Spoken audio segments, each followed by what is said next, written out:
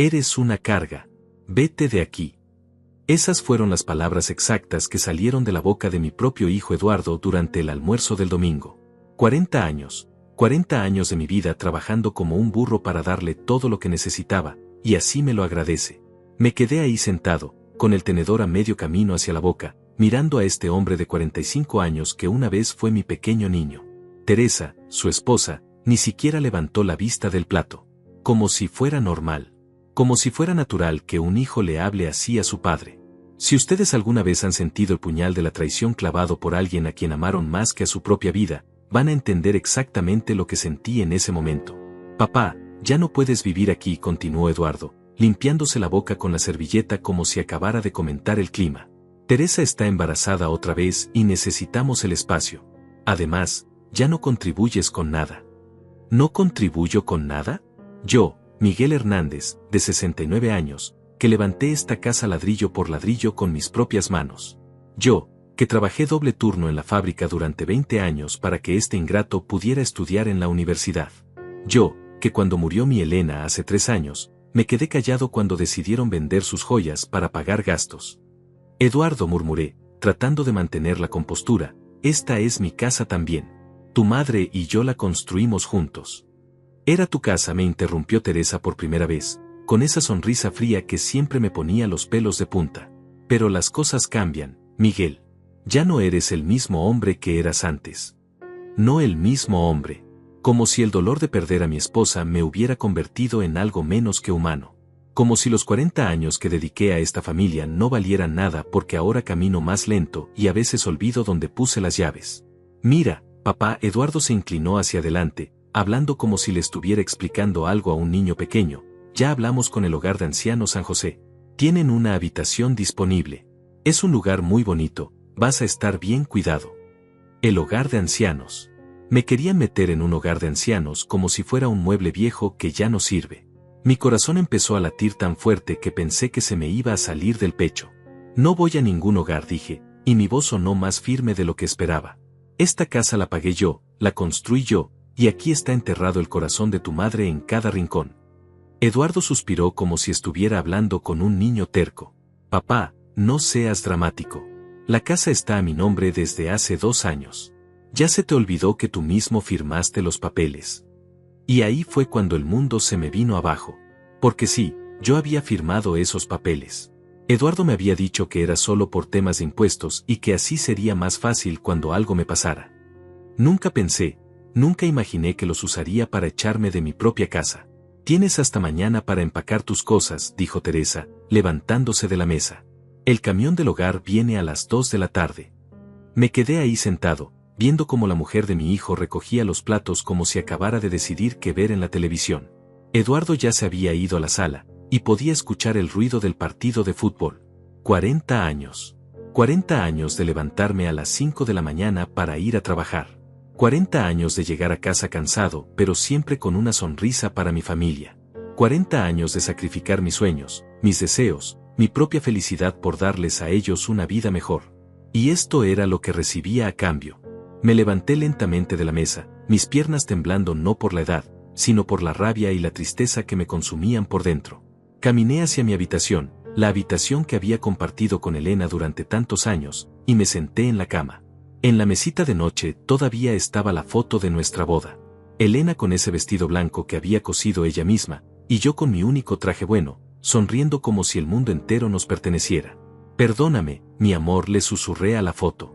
Perdóname por no haber sabido proteger lo que construimos juntos. Pero en ese momento, mientras empacaba mis pocas pertenencias en una maleta vieja, algo dentro de mí se endureció. No iba a ir a ningún hogar de ancianos. No iba a dejar que me trataran como basura. Tomé el teléfono y marqué el número de mi hermano Rafael. Hacía meses que no hablábamos, pero él siempre había sido el único que realmente me entendía. ¿Miguel? Su voz sonó sorprendida al otro lado de la línea. Rafael, dije, y mi voz se quebró un poco. ¿Puedo ir a tu casa? Necesito hablar contigo. Sin preguntas, sin reproches, mi hermano menor me dijo, ven para acá, Miguel. Aquí tienes tu lugar. Al día siguiente, antes de que llegara el camión del hogar de ancianos, tomé mi maleta y caminé hacia la parada del autobús. Eduardo ni siquiera salió a despedirse. Pero lo que yo no sabía era que en la casa de Rafael me esperaba una verdad que cambiaría todo para siempre. El viaje en autobús hasta la casa de Rafael me dio tiempo para pensar en todo lo que había pasado. 3 horas mirando por la ventana, viendo pasar los campos que una vez conocí como la palma de mi mano, recordando al hombre que fui antes de convertirme en lo que Eduardo llamaba una carga. Mi nombre es Miguel Hernández, tengo 69 años, y durante 45 años trabajé como mecánico en el taller de don Armando. Empecé como aprendiz a los 16 años, con las manos llenas de callos y el corazón lleno de sueños. En ese entonces, mi papá me decía, Miguel, el trabajo honesto es lo único que nadie te puede quitar. Qué equivocado estaba. Conocí a Elena cuando tenía 22 años. Ella trabajaba como costurera en la fábrica textil del pueblo, y tenía una sonrisa que podía iluminar el día más oscuro. Me enamoré de ella desde el primer momento que la vi esperando el autobús con ese vestido azul que le quedaba tan bonito. Oiga, señorita, le dije ese día, con toda la valentía que pude reunir, ¿no le da miedo viajar sola tan tarde? Ella me miró con esos ojos marrones que después me acompañarían por los siguientes 43 años y me dijo, más miedo me da hablar con desconocidos que huelen a aceite de motor. Nos casamos 2 años después, en 1978. Fue una boda sencilla en la iglesia del pueblo, con mis ahorros de mecánico y el vestido que ella misma se cosió trabajando hasta altas horas de la noche. Mi mamá, que en paz descanse, lloraba de felicidad porque por fin su Miguel había encontrado una mujer buena. Rafael, mi hermano menor, fue mi padrino de bodas. Siempre fuimos muy unidos, a pesar de que él decidió irse a estudiar a la capital mientras yo me quedé en el pueblo. Rafael se hizo contador, se casó con una mujer de la ciudad, y aunque nos veíamos pocas veces al año, siempre mantuvimos esa conexión especial que tienen los hermanos que se criaron durmiendo en la misma cama. Elena y yo nos mudamos a una casita pequeña que rentábamos cerca del taller. Ella siguió trabajando en la fábrica hasta que quedó embarazada de Eduardo. Recuerdo ese día como si fuera ayer. Llegué a casa cansado, con las manos sucias de grasa, y ella estaba sentada en la cocina con una sonrisa misteriosa. Miguel, me dijo, tomando mis manos sucias entre las suyas, va a llegar alguien más a esta familia. Lloré como un niño, porque después de 3 años de matrimonio, ya habíamos perdido la esperanza de tener hijos. Los doctores decían que era difícil, que tal vez nunca pasaría, pero Elena siempre mantuvo la fe. Eduardo nació en 1981, y fue el bebé más hermoso que había visto en mi vida. Tenía los ojos de su mamá y mi nariz, que Elena siempre decía que era muy distinguida. Desde ese día, trabajé más duro que nunca. Dejé mi trabajo en el taller de don Armando y me independicé. Abrí mi propio taller con un préstamo que tardé 10 años en pagar. Nuestro hijo va a tener todo lo que nosotros no tuvimos, le prometí a Elena una noche, mientras él dormía en su cuna. Y cumplí esa promesa. Trabajé doble turno durante 20 años. Me levantaba a las 5 de la mañana, abría el taller a las 6, y no cerraba hasta las 8 de la noche. Los fines de semana arreglaba carros a domicilio para ganar dinero extra.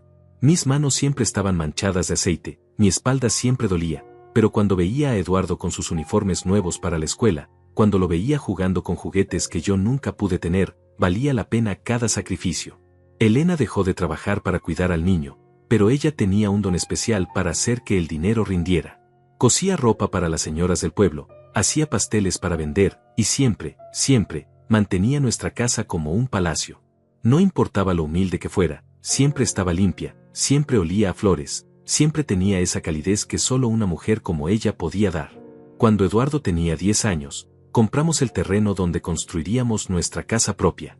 Elena había estado ahorrando cada peso durante años, guardando el dinero en una lata de galletas que escondía detrás de la harina. Cuando me mostró cuánto tenía, no podía creerlo. ¿Cómo hiciste esto?, le pregunté, contando los billetes con manos temblorosas. Una mujer que ama a su familia encuentra la manera, me dijo, dándome un beso en la mejilla. Construimos esa casa ladrillo por ladrillo, fin de semana tras fin de semana. Rafael venía desde la capital algunos domingos para ayudar. Eduardo, que entonces era solo un niño, cargaba los ladrillos pequeños y se sentía como el hombre más importante del mundo. Papá, me decía, cuando sea grande voy a tener un taller como el tuyo. Vas a tener algo mejor, mijo, le respondía, revolviéndole el cabello. Vas a estudiar, vas a ser un profesional. Vas a tener una vida más fácil que la mía. Esa casa se convirtió en nuestro orgullo. 3 habitaciones, 2 baños, una cocina amplia donde Elena podía cocinar para el ejército, y un patio donde Eduardo jugaba fútbol con sus amigos. En las tardes, cuando terminaba en el taller, me sentaba en el portal con Elena, tomando café y viendo cómo nuestro hijo crecía. Los años pasaron volando. Eduardo era un buen estudiante, no el mejor, pero lo suficientemente bueno para conseguir una beca parcial en la universidad. Yo pagué el resto trabajando incluso más duro. Vendí mi camioneta vieja y me compré una bicicleta para ir al taller. Elena vendió todas sus joyas, excepto el anillo de matrimonio, para ayudar con los gastos. Papá, no tienes que hacer esto, me decía Eduardo cuando venía a casa los fines de semana. Puedo trabajar medio tiempo. Tú concéntrate en estudiar, le respondía. Para eso estamos tu mamá y yo. Cuando se graduó de ingeniero, fue el día más feliz de mi vida. Elena lloró durante toda la ceremonia, y yo tenía el pecho tan inflado de orgullo que pensé que se me iba a reventar el corazón. Lo logramos, mi amor, le susurré a Elena mientras veíamos a nuestro hijo recibir su diploma. Nuestro hijo es un profesional. Eduardo consiguió trabajo en la capital, en una empresa importante. Se casó con Teresa, una mujer que desde el principio me pareció un poco fría, pero que Eduardo amaba, y eso era lo importante. Tuvieron 2 hijos, mis nietos, que venían a visitarnos cada mes. Elena se desvivía por esos niños. Les tejía suéteres, les cocinaba sus comidas favoritas, les contaba cuentos antes de dormir. Yo les enseñaba a arreglar cosas pequeñas en el taller, y ellos me decían abuelo Miguel con tanta dulzura que se me partía el corazón de amor. Pero las cosas empezaron a cambiar cuando Elena se enfermó. Primero fueron dolores de cabeza que no se quitaban, luego la pérdida de memoria, después la confusión. Los doctores dijeron que era Alzheimer, y que no había mucho que hacer. No te preocupes, mi amor, le decía todas las noches, mientras la ayudaba a tomar sus medicinas. Vamos a luchar contra esto juntos. Durante 3 años, la cuidé como ella me había cuidado a mí toda la vida. Cerré el taller más temprano para estar con ella. Contraté a una señora para que la acompañara cuando yo no podía. Gasté todos nuestros ahorros en doctores, medicinas, tratamientos que prometían milagros pero que nunca llegaron. Eduardo venía a visitarnos, pero cada vez menos. Siempre tenía excusas, el trabajo, los niños, Teresa estaba ocupada. Cuando Elena murió hace 3 años, lloré como nunca había llorado en mi vida. Sentí que se me había arrancado la mitad del alma. Papá, me dijo Eduardo después del funeral, no puedes quedarte solo en esa casa tan grande. ¿Por qué no te vienes a vivir con nosotros? Y yo, tonto de mí, pensé que era por amor. Pensé que mi hijo quería cuidar de su padre como yo había cuidado de él. Vendí el taller, vendí mi camioneta, vendí todo lo que pude vender, y me fui a vivir con ellos. Al principio todo parecía normal. Ayudaba con las tareas de la casa, jugaba con mis nietos, cocinaba de vez en cuando. Pero poco a poco, empecé a notar las miradas, los comentarios, las quejas veladas. Miguel, no pongas la música tan alta, molesta a los vecinos. Miguel, no uses tanto papel higiénico, está muy caro. Miguel, no invites a tus amigos, esta no es tu casa. Y ahora, después de 2 años viviendo ahí, después de firmar los papeles que me quitaron mi propia casa, me habían echado como a un perro. El autobús se detuvo en la terminal de la ciudad donde vivía Rafael. Tomé mi maleta vieja, la misma que había usado Elena para viajar en nuestra luna de miel, y caminé hacia la salida. Mi hermano me estaba esperando. Había envejecido desde la última vez que lo vi, pero seguía teniendo esa sonrisa cálida que me recordaba a nuestra infancia. Miguel, me dijo, dándome un abrazo fuerte, bienvenido a casa, hermano. Pero cuando llegamos a su casa y se cerró la puerta detrás de nosotros, la expresión en su rostro cambió completamente. Miguel, me dijo, con una seriedad que nunca le había visto, tengo que contarte algo sobre Elena. Algo que ella me pidió que te dijera solo si algo como esto pasaba. Y ahí fue cuando mi mundo se volvió a tambalear. Siéntate, Miguel, me dijo Rafael, señalando el sofá de su sala. Su voz tenía un tono que no había escuchado antes, como si estuviera cargando un peso muy grande. Lo que te voy a contar no es fácil, pero Elena me hizo prometerle que si algún día te trataban mal, si algún día te faltaran el respeto, te diría la verdad. Me senté despacio, sintiendo como si el suelo bajo mis pies fuera a desaparecer en cualquier momento. ¿Qué verdad? ¿Qué secreto había guardado mi Elena durante todos estos años? Hermano, Rafael se sentó frente a mí. Elena sabía que esto iba a pasar. Ella sabía que cuando muriera, Eduardo y Teresa te iban a tratar como si fueras una molestia. ¿De qué estás hablando?, le pregunté, sintiendo un nudo en la garganta. Rafael se levantó y fue hacia una cómoda vieja. De uno de los cajones sacó una caja de zapatos amarrada con un listón rojo. La reconocí inmediatamente, era la caja donde Elena guardaba sus cosas más preciadas. Elena me trajo esto hace 4 años, cuando recién le habían diagnosticado el Alzheimer, dijo Rafael, colocando la caja sobre la mesa. Me dijo: Rafael, si algún día mi Miguel sufre por culpa de nuestro hijo, dale esto. Adentro está toda la verdad. Mis manos temblaban cuando desaté el listón. Adentro había cartas, fotografías, y lo que parecían ser recibos y documentos.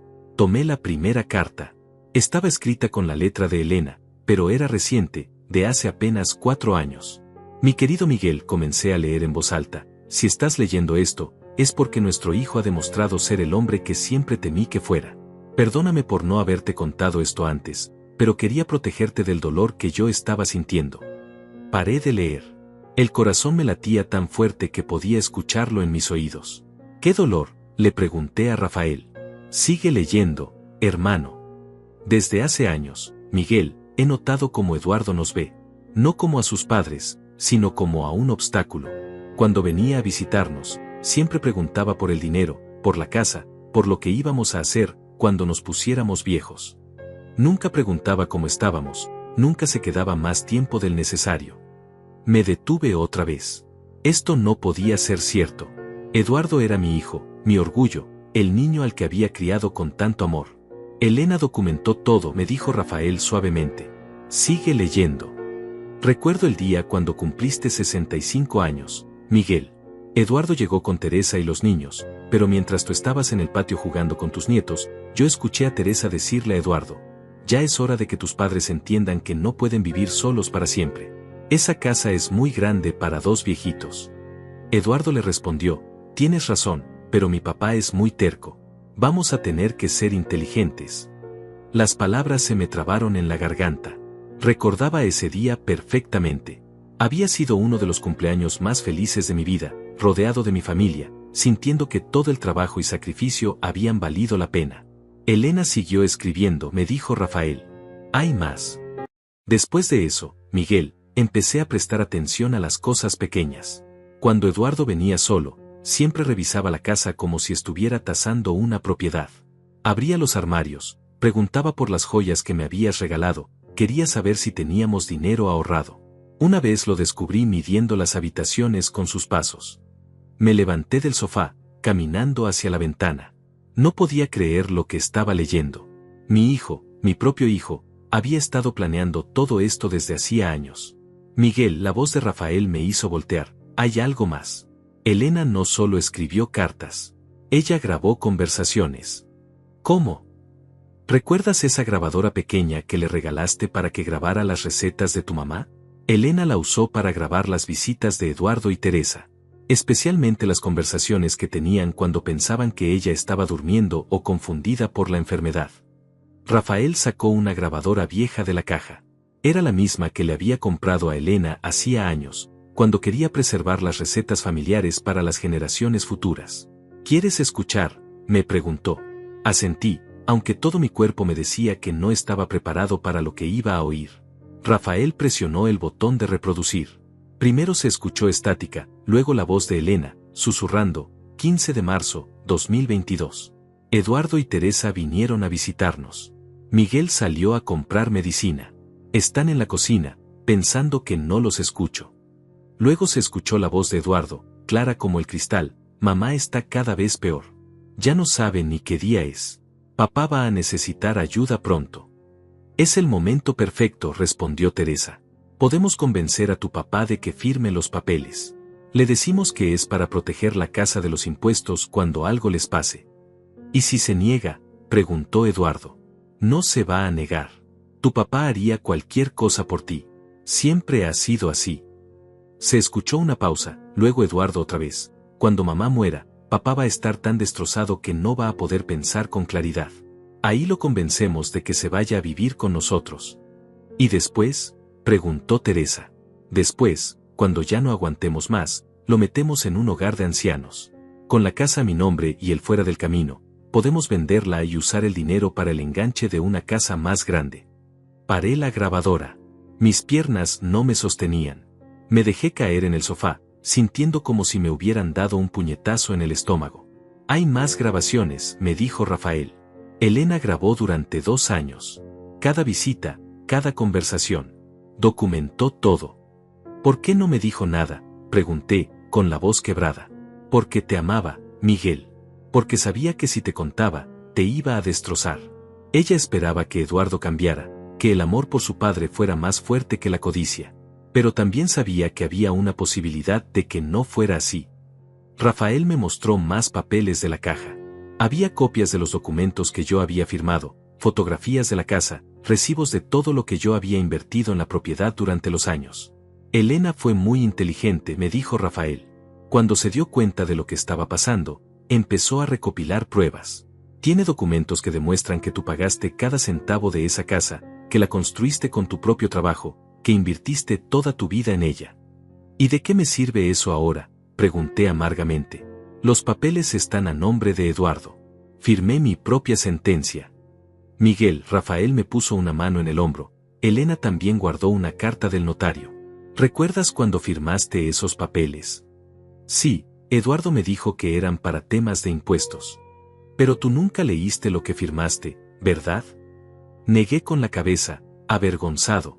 Había confiado ciegamente en mi hijo.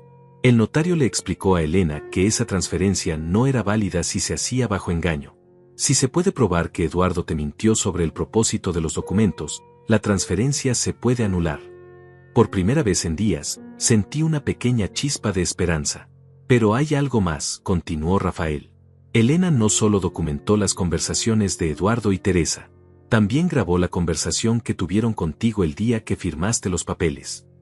Rafael puso otra grabación. Esta vez escuchaba mi propia voz, preguntando, ¿estás seguro de que esto es solo para los impuestos, mijo? Y la voz de Eduardo respondiendo, sí, papá. Es solo un trámite. La casa sigue siendo tuya, solo que legalmente estará a mi nombre para protegerla.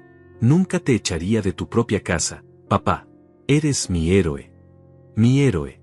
Así me había llamado mientras me mentía en la cara. Elena sabía que este día iba a llegar, me dijo Rafael. Y se preparó para ayudarte cuando pasara. Pero también hay algo más que necesitas saber. ¿Qué más puede haber?, pregunté, sintiendo que ya no podía soportar más revelaciones. Elena dejó una cuenta de ahorros a tu nombre. Una cuenta que Eduardo nunca supo que existía. Ella vendió secretamente algunas joyas que había heredado de tu mamá, joyas que pensó que habías perdido hace años. Durante 3 años, guardó cada peso que pudo. Rafael me mostró una libreta de ahorros. Cuando vi la cantidad, mis ojos se llenaron de lágrimas. ¿Cómo? Tu esposa te amó hasta el último día de su vida, Miguel. Y sabía que ibas a necesitar esta ayuda para luchar por lo que es tuyo. Me quedé ahí sentado, rodeado de las pruebas del amor de Elena y la traición de mi hijo. 40 años de sacrificio, de trabajo honesto, de amor incondicional, y así me lo pagaba. Pero Elena, mi Elena, había encontrado la manera de protegerme incluso después de muerta. ¿Qué hago ahora, Rafael?, le pregunté a mi hermano. Ahora, Miguel, me dijo con una sonrisa que no había visto en años, ahora les enseñamos a Eduardo y Teresa lo que pasa cuando subestiman a un hombre que tiene la verdad de su lado. Esa noche, por primera vez en 3 años, dormí tranquilo. Sabía que la batalla apenas comenzaba, pero ya no estaba solo. Tenía a Elena cuidándome desde el cielo, a Rafael a mi lado, y la verdad en mis manos.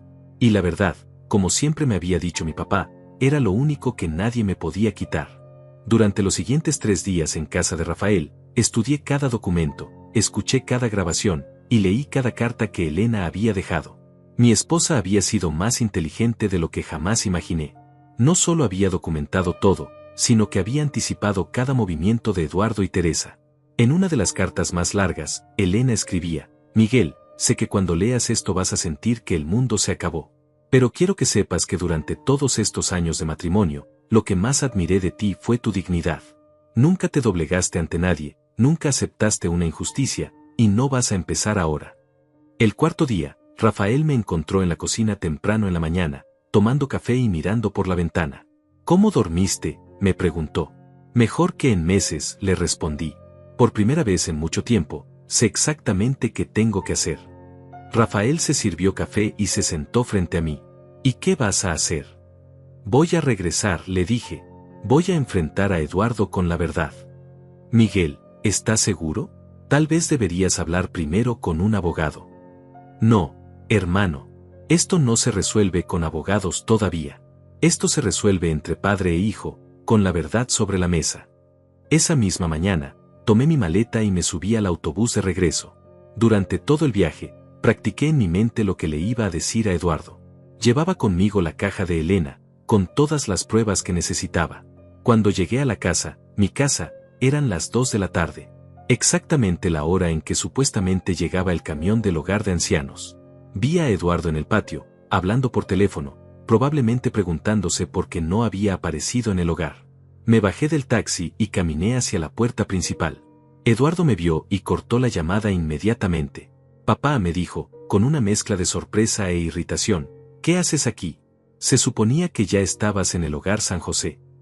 Se suponían muchas cosas, Eduardo, le respondí, caminando directamente hacia la entrada. Pero ya es hora de que hablemos de la verdad. Teresa salió de la casa, con esa cara de fastidio que ya conocía tan bien. Miguel, ya te dijimos que no puedes estar aquí. Los niños necesitan estabilidad. Los niños, repetí, dejando mi maleta en el suelo. Sí, hablemos de los niños.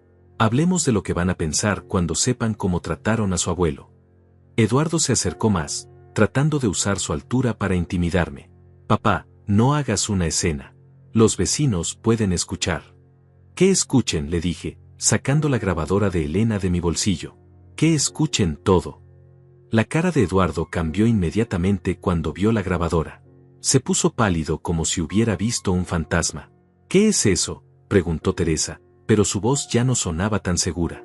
Esto, dije, levantando la grabadora, es la voz de tu suegra.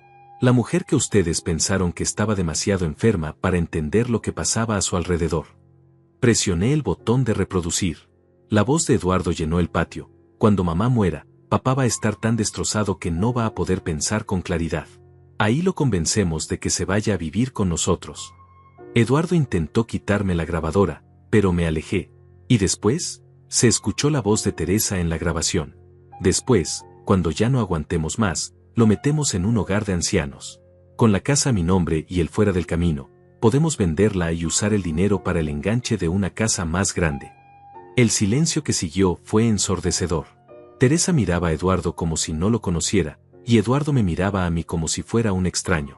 Papá, eso está fuera de contexto, balbuceó Eduardo. ¿No entiendes? ¿Fuera de contexto?, le grité, y mi voz resonó por todo el barrio. ¿Fuera de contexto? 40 años de mi vida trabajando para ti, y esto es lo que planificabas desde hace años. Saqué más grabaciones de mi bolsillo. ¿Quieres que reproduzca la del 15 de marzo del 2022? ¿O prefieres la del 8 de mayo, cuando le dijiste a Teresa que yo era una boca más que alimentar? Miguel, baja la voz, dijo Teresa, mirando nerviosa hacia las casas vecinas. La gente va a escuchar.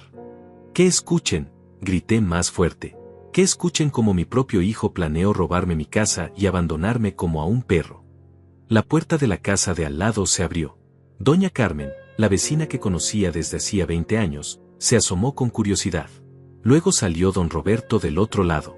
En pocos minutos, había varios vecinos en sus portales, escuchando todo. Eduardo Hernández, dije, señalándolo con el dedo, le vas a explicar a doña Carmen cómo convenciste a tu padre de firmar papeles para proteger la casa de los impuestos, cuando en realidad era para robarle su propio hogar.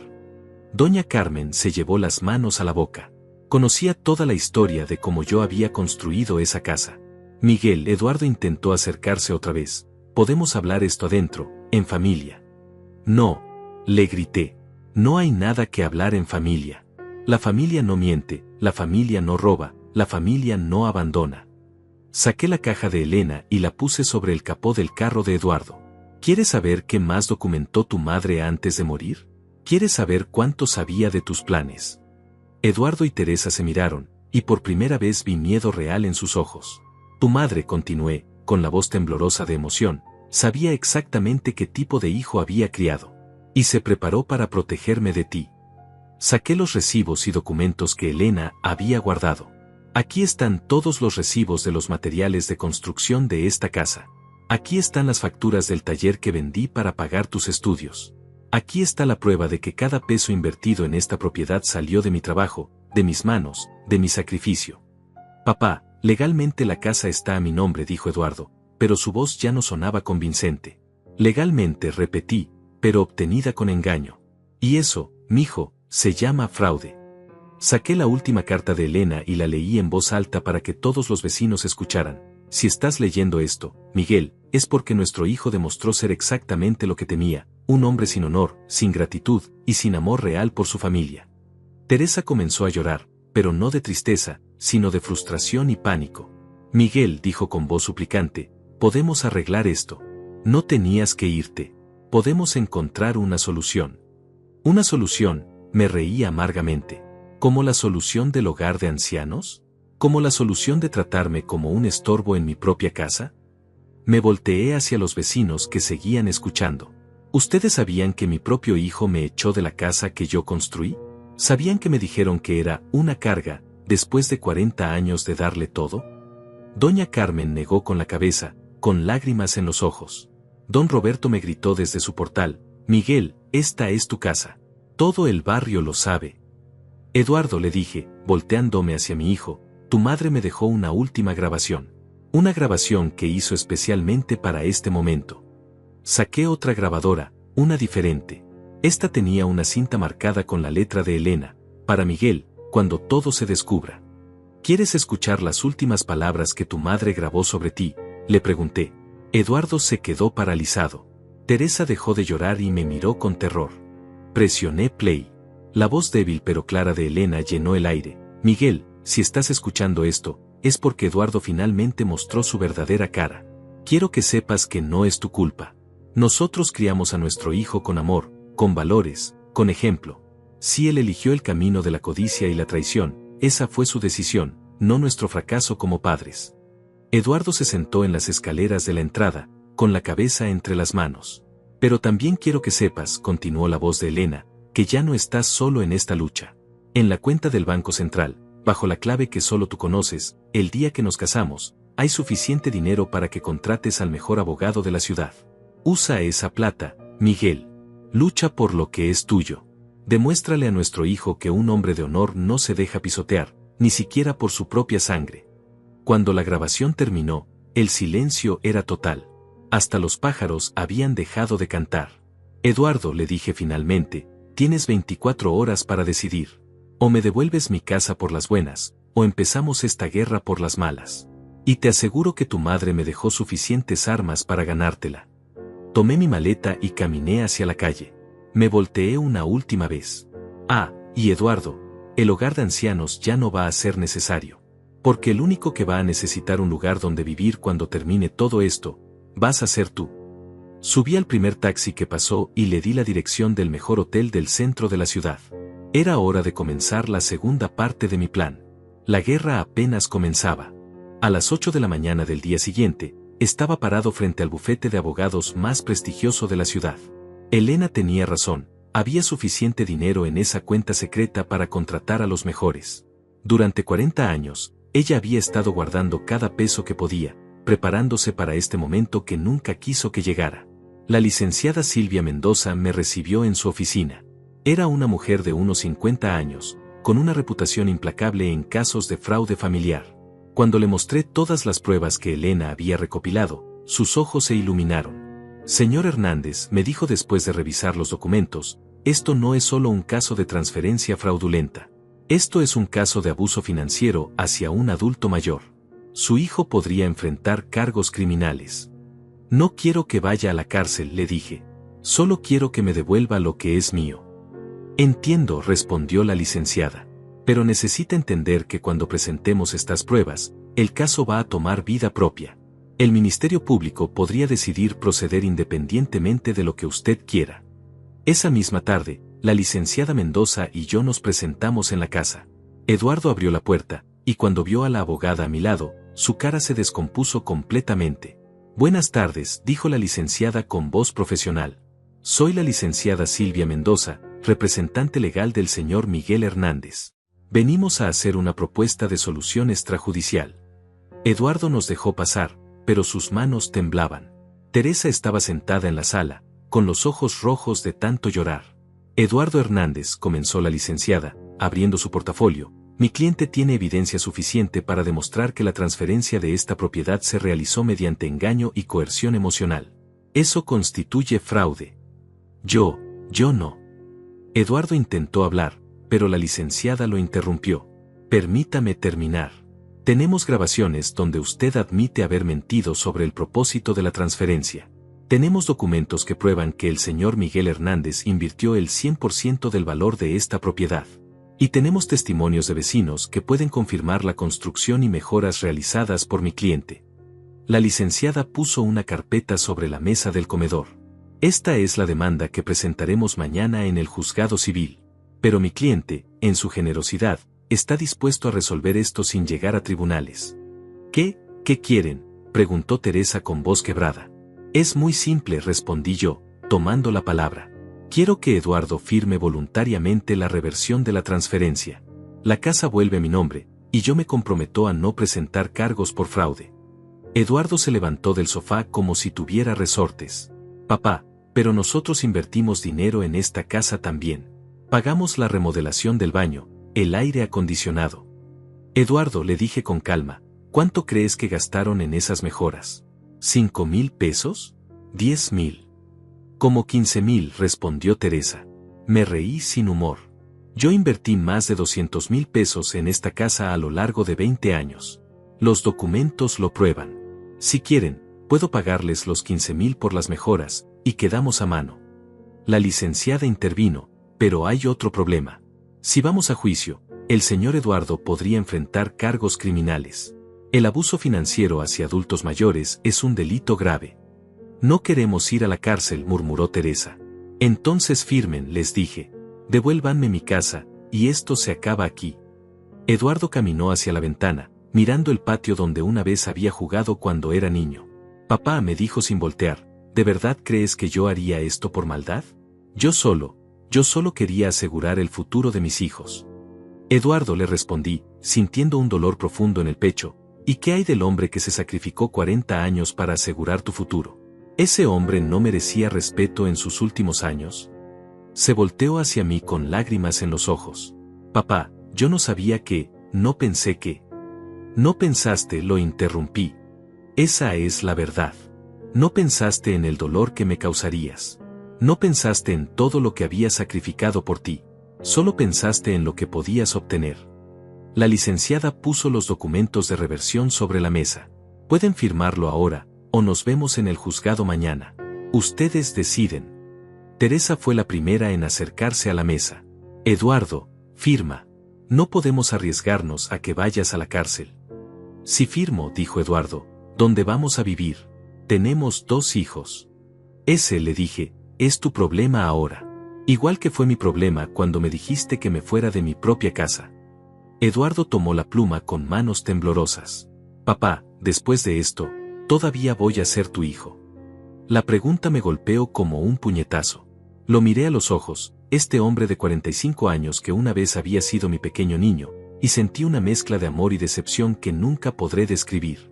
Eduardo, le dije, siempre vas a ser mi hijo. Pero ahora tienes que demostrar qué tipo de hombre eres. Si aprendes de esto, si cambias, si me pides perdón de verdad, tal vez podamos reconstruir lo que se rompió. Eduardo firmó los documentos. Cada firma sonaba como un clavo en un ataúd. Cuando terminó, la licenciada revisó los papeles y los guardó en su portafolio. Estos documentos serán registrados mañana. Para el viernes, la casa estará legalmente de vuelta a nombre del señor Miguel. Teresa abrazó a Eduardo, ambos llorando. Sus 2 hijos, mis nietos, estaban en el cuarto de atrás, probablemente escuchando todo sin entender completamente lo que pasaba. ¿Cuándo nos tenemos que ir?, preguntó Teresa. Tienen 1 mes, les dije. 1 mes para encontrar otro lugar. Es más tiempo del que me dieron a mí. La licenciada y yo nos dirigimos hacia la puerta. Cuando estaba a punto de salir, Eduardo me llamó. Papá. Me volteé.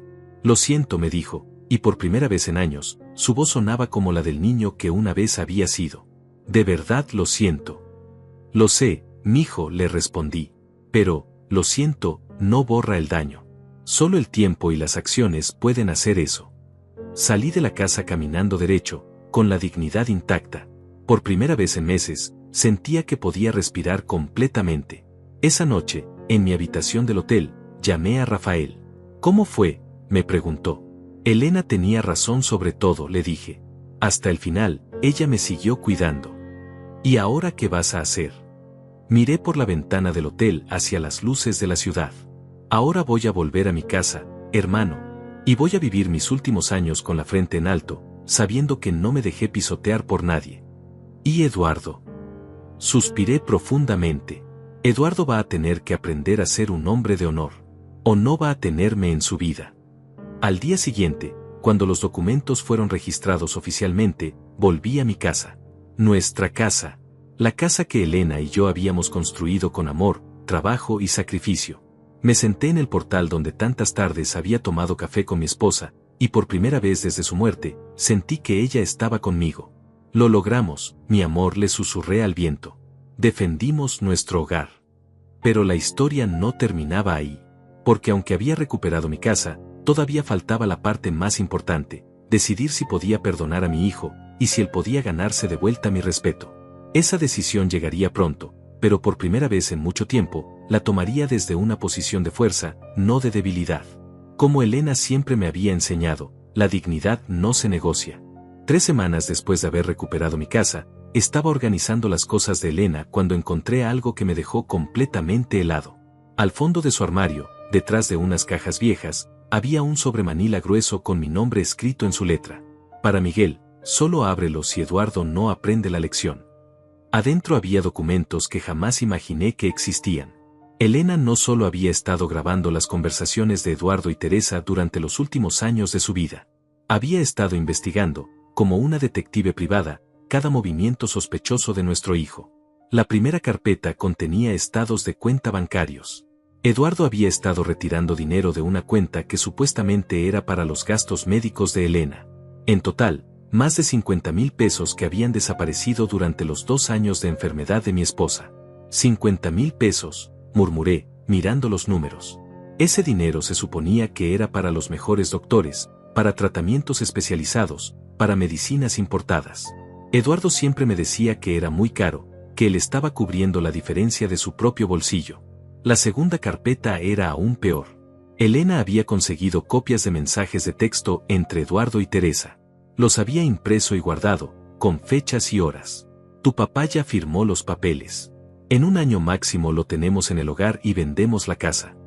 Eduardo, 15 de abril de 2023. ¿Ya averiguaste cuánto vale la propiedad? Teresa, 16 de abril de 2023. El tasador dice que unos 300,000. Con esa plata podemos comprar algo en el norte de la ciudad. Eduardo, 16 de abril de 2023. Perfecto. Mientras más rápido saquemos al viejo, mejor. Teresa, 16 de abril de 2023. Mis manos temblaban leyendo esos mensajes. El viejo. Así me llamaban mientras planeaban robarme. Pero lo que más me impactó fue la tercera carpeta. Elena había contratado secretamente a un investigador privado para seguir a Eduardo. Las fotografías mostraban algo que me partió el corazón. Eduardo y Teresa habían estado visitando casas en venta en barrios exclusivos, usando mi nombre como referencia crediticia. En una de las fotografías, Eduardo estaba parado frente a una mansión, sonriendo y señalando hacia las ventanas, como si ya fuera suya. La fecha en la foto era solo 2 semanas después de que Elena muriera. 2 semanas. No había esperado ni 2 semanas después del funeral de su madre para empezar a planear cómo gastar el dinero de la venta de mi casa. El investigador había incluido un reporte detallado. Eduardo le había dicho al agente inmobiliario que su padre anciano pronto estaría en un asilo, y que la propiedad familiar saldría al mercado en los próximos meses. Mi papá ya está muy confundido, había dicho Eduardo según el reporte. Es mejor para todos que esté en un lugar donde lo cuiden profesionalmente. Elena había subrayado esa frase con tinta roja y había escrito al margen: Miguel, nunca has estado confundido ni un solo día. Esto es pura maldad. La última carpeta contenía algo que no esperaba. Elena había grabado en video una conversación entre Eduardo y un abogado especialista en capacidad mental de adultos mayores. Puse el DVD en mi vieja televisión. La imagen era borrosa, pero el audio era claro. Eduardo estaba en una oficina elegante, hablando con un hombre de traje. Doctor Martínez, decía Eduardo en el video, mi padre está empezando a mostrar signos de deterioro mental. A veces no recuerda cosas, se confunde con las fechas. El doctor tomaba notas. Ha sido evaluado por un geriatra. No oficialmente, respondía Eduardo, pero es obvio que necesita ayuda. El problema es que él se niega a reconocerlo. Por eso necesito saber cuáles son mis opciones legales. Entiendo. Si logramos documentar que su padre no tiene capacidad para manejar sus finanzas. Exacto, interrumpía Eduardo. Necesito poder tomar decisiones por él. Por su propio bien, por supuesto. Me detuve ahí. No podía seguir viendo. Eduardo había estado planeando declararme mentalmente incapaz para tomar control total de mis bienes. Pero Elena, mi Elena inteligente, había grabado toda la reunión desde el auto estacionado afuera. El investigador que ella contrató tenía equipo profesional. En ese momento sonó el timbre de mi casa. Era Rafael, que venía a visitarme como todos los viernes desde que había regresado. Miguel, me dijo al verme, ¿estás bien? Te ves pálido. Le mostré todo lo que había encontrado. Rafael se quedó en silencio mientras revisaba cada documento, cada fotografía, cada grabación. Hermano, me dijo finalmente, esto es mucho peor de lo que pensábamos. Eduardo no solo te iba a robar la casa, te iba a declarar mentalmente incapaz. ¿Tú crees que soy un viejo confundido, Rafael? Le pregunté. Mi hermano me miró directamente a los ojos. Miguel, tienes la mente más clara de cualquier hombre de tu edad que conozco. Eduardo estaba mintiendo deliberadamente. Esa noche no pude dormir. Caminé por la casa, tocando las paredes que había construido, recordando cada sacrificio que había hecho por mi familia. Y pensé en Elena, documentando meticulosamente cada traición de nuestro hijo, preparándose para protegerme incluso después de muerta. A la mañana siguiente, llamé a la licenciada Mendoza. Licenciada, le dije, encontré más evidencia. Mucha más. 2 horas después estaba en su oficina, mostrándole todo lo que Elena había dejado.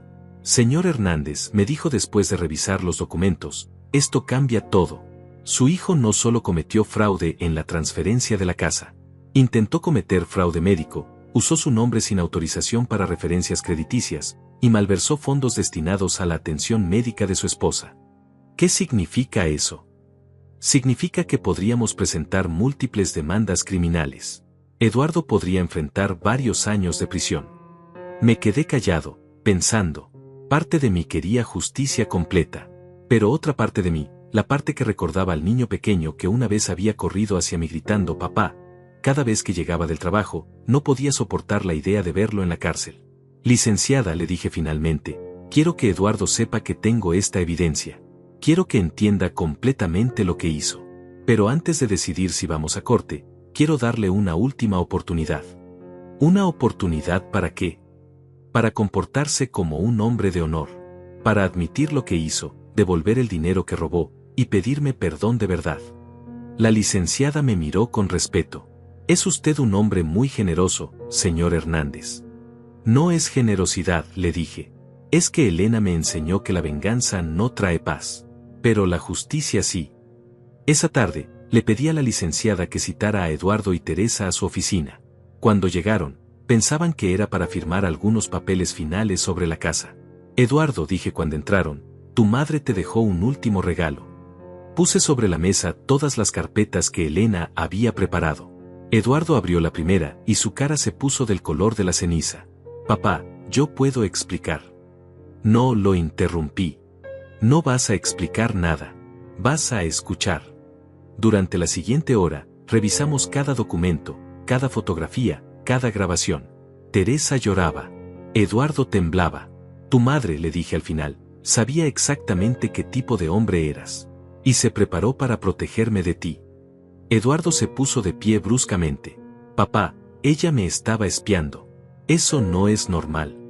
No es normal, le grité. ¿Y es normal que planearas declararme loco? ¿Es normal que robaras el dinero de las medicinas de tu madre moribunda? Eduardo se derrumbó en la silla, finalmente entendiendo que no había escape. Eduardo, le dije con voz calmada, tienes 2 opciones. Puedes ir a prisión por fraude, malversación y uso indebido de identidad. O puedes comportarte como un hombre y arreglar esto. ¿Qué quieres que haga?, preguntó con voz quebrada. Quiero que me devuelvas cada peso que robaste.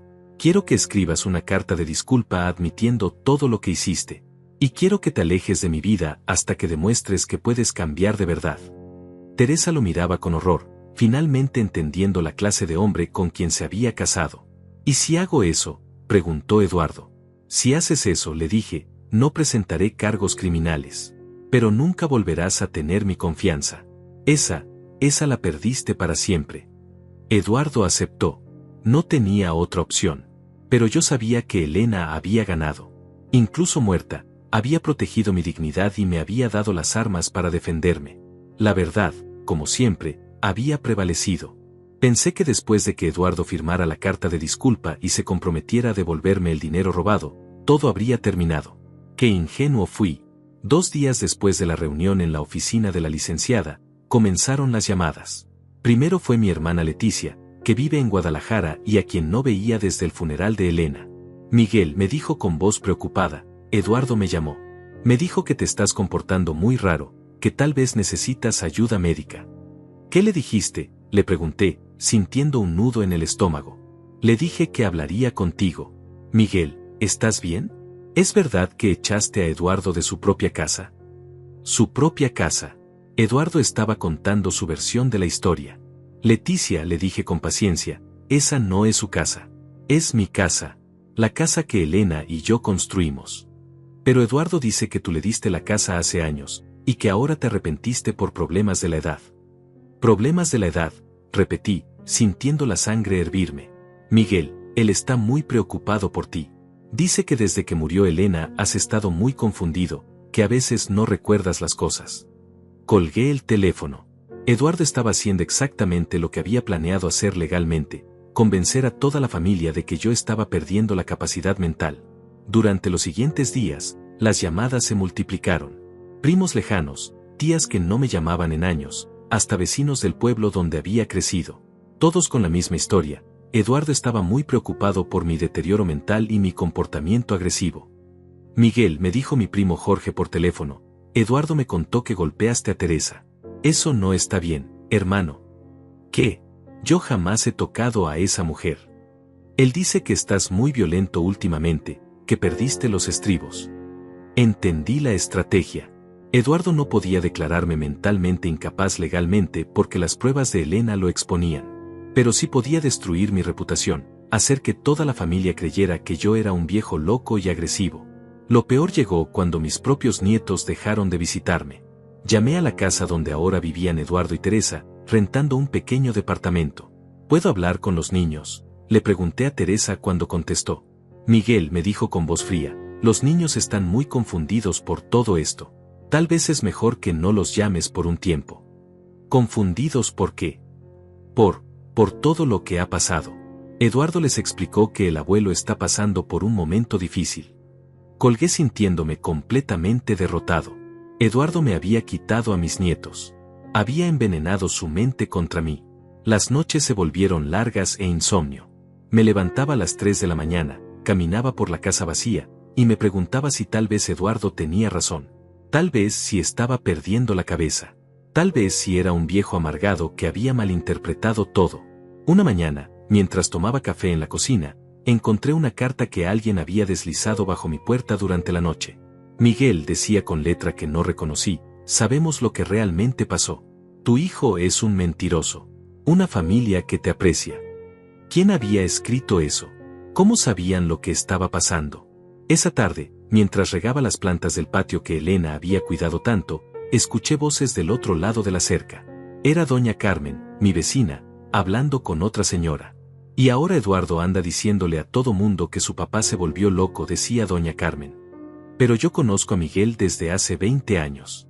Ese hombre tiene la mente más clara del barrio.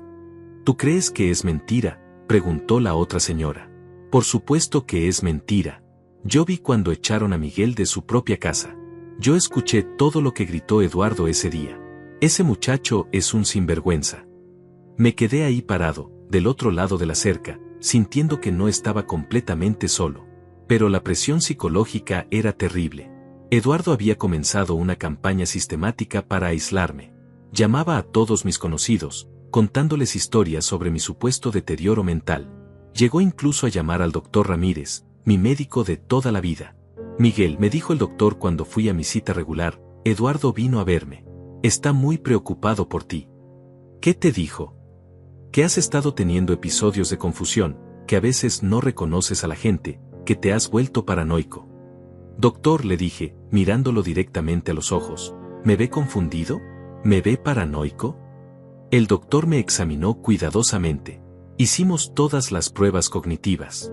Revisó mi presión, mi memoria, mi coordinación. Miguel, me dijo al final, tienes la mente más clara que muchos hombres de 50 años. No sé por qué Eduardo diría esas cosas. Porque está tratando de hacerme quedar como loco para justificar lo que me hizo. El doctor frunció el ceño. ¿Qué te hizo? Le conté toda la historia. Le mostré los documentos que Elena había dejado. El doctor se quedó callado durante mucho tiempo. Miguel, me dijo finalmente, quiero que sepas que voy a documentar oficialmente que no tienes ningún problema cognitivo. Y si Eduardo sigue diciendo lo contrario, le voy a exigir que traiga pruebas médicas. Esa noche me sentí un poco mejor, pero la campaña de desprestigio continuó. Eduardo era inteligente. No decía mentiras obvias. Decía cosas como estoy preocupado por papá y creo que necesita ayuda y desde que murió mamá no es el mismo. Todo sonaba como la preocupación natural de un hijo amoroso. Una semana después, estaba en el supermercado cuando me encontré con la señora Esperanza, una antigua cliente del taller. Miguel, me dijo con cara de pena, ¿cómo estás? Eduardo me contó que estás pasando por un momento difícil. ¿Qué te dijo exactamente? Que desde que murió Elena a veces te confundes, que crees que la gente te quiere robar. Señora Esperanza, le dije con cansancio, ¿me ve confundido? ¿Me ve paranoico? Ella me miró con atención. No, Miguel, te ves igual que siempre.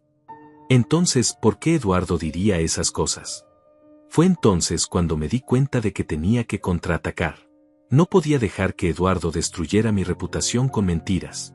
Esa noche, busqué en las cosas de Elena hasta encontrar lo que necesitaba, una grabadora pequeña que había olvidado en la última caja. Era similar a las que ella había usado para documentar todo. Elena había dejado una última grabación en esa máquina. Una grabación que había hecho para mí, sabiendo que este momento llegaría. Miguel, decía su voz débil pero clara, si estás escuchando esto, es porque Eduardo está tratando de hacerte quedar como loco. Yo sabía que lo haría.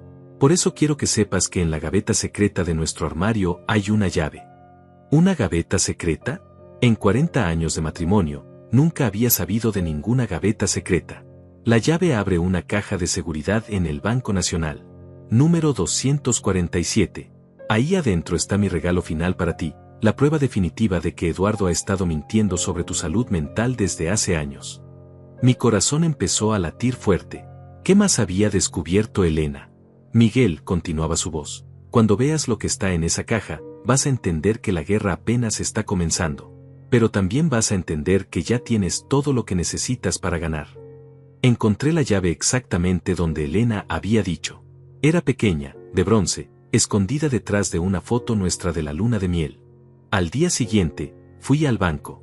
La caja de seguridad contenía algo que me dejó sin palabras, grabaciones de Eduardo hablando con diferentes doctores, preguntando cómo podía demostrar que su padre tenía demencia. Elena había grabado esas conversaciones telefónicas desde hace 2 años. Doctor, se escuchaba la voz de Eduardo en una grabación. ¿Qué síntomas tendría que mostrar mi padre para que ustedes confirmen que tiene Alzheimer? ¿Su padre está mostrando síntomas?, preguntaba el doctor. Bueno, no exactamente, pero quiero estar preparado para cuando empiecen. Elena había documentado todo. Eduardo había estado preparándose para declararme mentalmente incapaz desde mucho antes de que ella muriera. Pero ahora yo tenía las pruebas. Era hora de contraatacar. La guerra estaba a punto de cambiar de rumbo. Con las nuevas grabaciones en mis manos, sabía que había llegado el momento de terminar esta guerra de una vez por todas. Pero no iba a hacerlo gritando en las calles como un viejo amargado. Lo iba a hacer con clase, con dignidad, y con la verdad como mi única arma. La primera llamada fue a la licenciada Mendoza. Licenciada, le dije, encontré más evidencia. Esta vez, vamos con todo. 2 horas después estaba en su oficina, mostrándole las grabaciones que Elena había dejado en la caja de seguridad. Señor Hernández, me dijo después de escuchar las cintas, esto es dinamita pura. Su hijo no solo cometió fraude, ha estado cometiendo difamación y calumnia de manera sistemática. ¿Qué podemos hacer? Podemos demandarlo por daño moral, difamación y conspiración para cometer fraude médico. Pero más importante, podemos presentar estas pruebas para restaurar completamente su reputación. ¿Cómo? La licenciada sonrió. Vamos a citar a Eduardo a declarar bajo juramento, en una audiencia pública, donde toda su familia pueda escuchar la verdad. Una semana después, Eduardo recibió la citación judicial. La audiencia sería en 15 días. Pero yo no iba a esperar tanto para empezar a limpiar mi nombre. Esa misma tarde, convoqué a una reunión familiar. Llamé a todos los que Eduardo había estado llamando, mi hermana Leticia, mi primo Jorge, mis cuñadas, hasta los vecinos que habían escuchado sus mentiras. Los invito a todos a mi casa este domingo a las 4 de la tarde, les dije a cada uno. Quiero que escuchen algo muy importante. El domingo, mi sala estaba llena. Venían con caras de preocupación, creyendo que iban a encontrar a un viejo confundido que necesitaba ayuda. Gracias por venir, les dije cuando todos estuvieron sentados. Sé que Eduardo les ha contado que estoy perdiendo la cabeza, que me estoy comportando de manera extraña. Leticia asintió con compasión. Miguel, estamos aquí para ayudarte. Perfecto, le respondí, sacando la grabadora. Entonces van a querer escuchar esto. Presioné play. La voz de Eduardo llenó la habitación. Doctor, ¿qué síntomas tendría que mostrar mi padre para que ustedes confirmen que tiene Alzheimer? El silencio que siguió fue absoluto. Todos me miraban con los ojos abiertos como platos. Esto, les dije, se grabó hace 2 años. Cuando Elena todavía estaba viva y yo estaba perfectamente bien. Puse otra grabación. Esta vez era Eduardo hablando con Teresa. Si conseguimos que un doctor diga que papá tiene demencia, podemos tomar control de todo sin que nadie sospeche.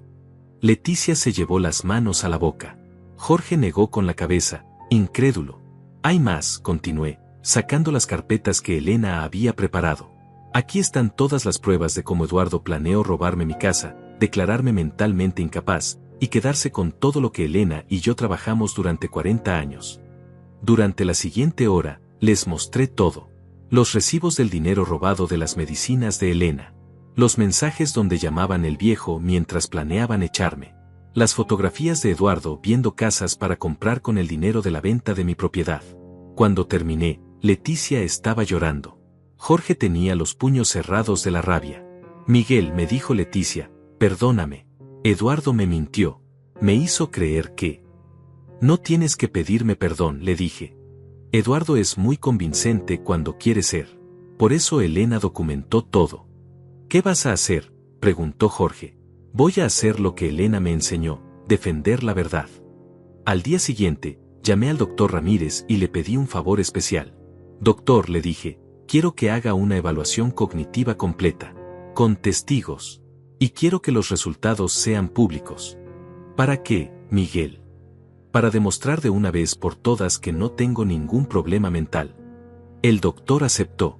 La evaluación se realizó en presencia de 2 médicos especialistas, la licenciada Mendoza y Rafael como testigo familiar. 3 horas de exámenes exhaustivos. Memoria, coordinación, razonamiento lógico, capacidad de juicio. Todo. Señor Hernández, anunció el doctor Ramírez al final, usted tiene la capacidad cognitiva de un hombre de 50 años.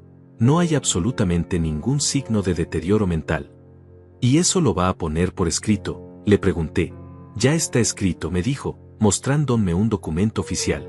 Y una copia va al archivo médico público, como usted pidió. Con el certificado médico en una mano y todas las pruebas de Elena en la otra, llegó el día de la audiencia judicial. Eduardo entró a la sala con un abogado que se veía caro. Tenía la arrogancia de alguien que todavía creía que podía manipular la situación. Su señoría, comenzó mi licenciada, vamos a demostrar que el demandado ha cometido un patrón sistemático de fraude, difamación y conspiración contra mi cliente. Durante las siguientes 2 horas, presentamos cada grabación, cada documento, cada prueba que Elena había recopilado. Eduardo se iba poniendo más pálido con cada revelación. Señor Eduardo Hernández, le dijo el juez cuando llegó su turno de testificar, niega usted haber dicho que su padre tenía problemas mentales. Eduardo miró a su abogado, buscando ayuda. Yo estaba preocupado por él. Niega haber consultado con múltiples médicos sobre cómo demostrar demencia en una persona sana. Yo no. Eso fue. ¿Niega haber planeado quedarse con la propiedad de su padre mediante engaño? Eduardo se quebró. Su señoría, yo solo quería proteger los intereses de mi familia. ¿Mintiendo sobre la salud mental de su padre? Yo, sí, señor. El juez dictó sentencia inmediatamente. Eduardo tenía que devolver todo el dinero robado, más daños punitivos por difamación. Además, tenía que publicar una disculpa pública en el periódico local, admitiendo que había mentido sobre mi capacidad mental. Y señor Hernández, le dijo el juez a Eduardo, quiero que entienda que si vuelve a hacer declaraciones falsas sobre la salud de su padre, enfrentará cargos criminales por difamación agravada. Cuando salimos del juzgado, Eduardo me esperaba en las escaleras. Papá, me dijo, y por primera vez en meses su voz sonaba realmente quebrada, ¿me puedes perdonar? Lo miré durante un largo momento. Este hombre que una vez había sido mi pequeño niño, que había llevado en mis hombros, que había enseñado a andar en bicicleta. Eduardo, le dije finalmente, el perdón no se pide, se gana. ¿Qué tengo que hacer? Tienes que convertirte en un hombre de honor. Tienes que demostrar con acciones, no con palabras, que puedes cambiar. Y tienes que ganarte el respeto de tus propios hijos, porque ellos también merecen un padre del cual puedan estar orgullosos. Eduardo asintió, con lágrimas en los ojos. ¿Y mientras tanto? Preguntó. Mientras tanto, le dije, vas a mantenerte alejado de mí hasta que demuestres que mereces estar en mi vida. Caminé hacia el carro donde Rafael me esperaba, sintiendo por primera vez en meses que podía respirar completamente. ¿Cómo te sientes?, me preguntó Rafael mientras manejábamos de regreso a casa. Como un hombre libre, le respondí. Como alguien que defendió su dignidad y ganó. Esa noche, en mi casa, en mi sala, rodeado de las cosas que Elena y yo habíamos construido juntos, levanté una copa de vino hacia su fotografía. Lo logramos, mi amor, le dije. Defendimos nuestra familia, nuestra casa, y nuestra dignidad. Por primera vez desde su muerte, sentí que Elena podía descansar en paz. Y yo también. 6 meses después de la audiencia judicial, mi vida había cambiado completamente. No solo había recuperado mi casa y mi dignidad, sino que había descubierto una versión de mí mismo que no sabía que existía. Un hombre que podía ser feliz viviendo para sí mismo, sin sacrificar todo por una familia que no lo valoraba. El dinero que Eduardo me devolvió, más los daños punitivos que el juez ordenó, sumaban casi 100,000 pesos. Era más dinero del que había tenido en años. Pero más que el dinero, lo que me devolvió fue algo mucho más valioso, mi autoestima. Con una parte de ese dinero, contraté a un arquitecto para remodelar la casa. No para venderla, como había planeado Eduardo, sino para hacerla completamente mía. Quiero que se vea como Elena siempre soñó, le dije al arquitecto, pero también quiero que refleje quién soy yo ahora. Ampliamos la cocina, construimos una terraza donde pudiera tomar café por las mañanas, y convertimos uno de los cuartos en un pequeño taller donde podía arreglar cosas otra vez. No para ganar dinero, sino por el puro placer de trabajar con mis manos. La primera persona que vino a visitarme cuando terminaron las obras fue doña Carmen, mi vecina.